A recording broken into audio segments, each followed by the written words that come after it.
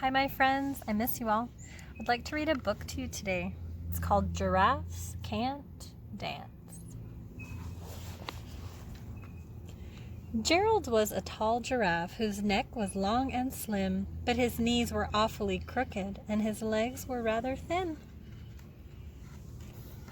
He was very good at standing still and munching shoots off trees, but when he tried to run around, he buckled at the knees.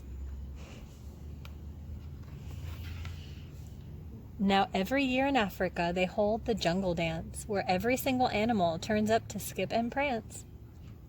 And this year, when the day arrived, poor Gerald felt so sad, because when it came to dancing, he was really very bad. The warthogs started waltzing, and the rhinos rock and rolled. The lions danced a tango that was elegant and bold.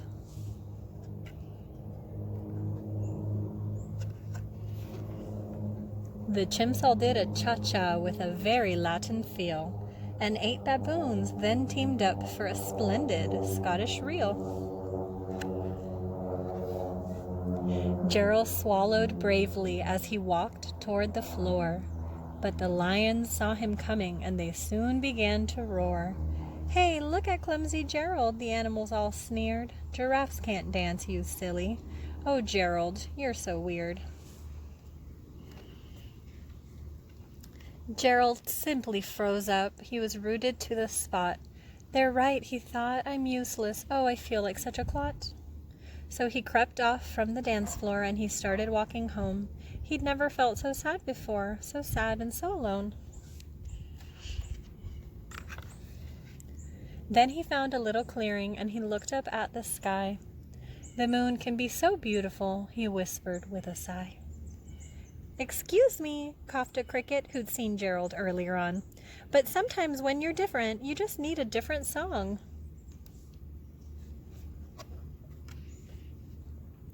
Listen to the swaying grass and listen to the trees. To me, the sweetest music is those branches in the breeze. So imagine that the lovely moon is playing just for you. Everything makes music if you really want it to.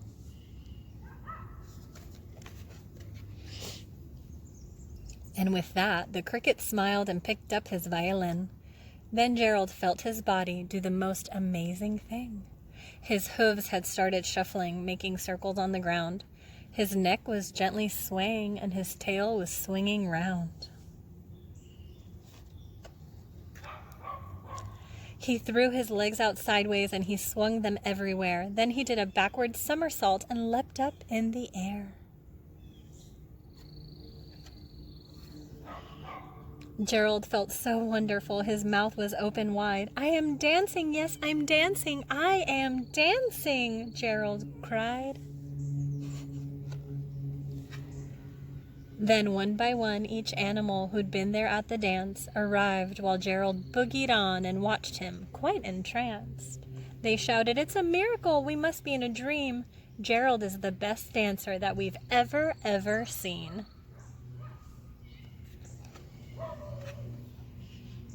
"How did you learn to dance like that? Please, Gerald, tell us how." But Gerald simply twirled around and finished with a bow. Then he raised his head and looked up at the moon and stars above. "We all can dance," he said, "when we find music that we love." Bye, friends.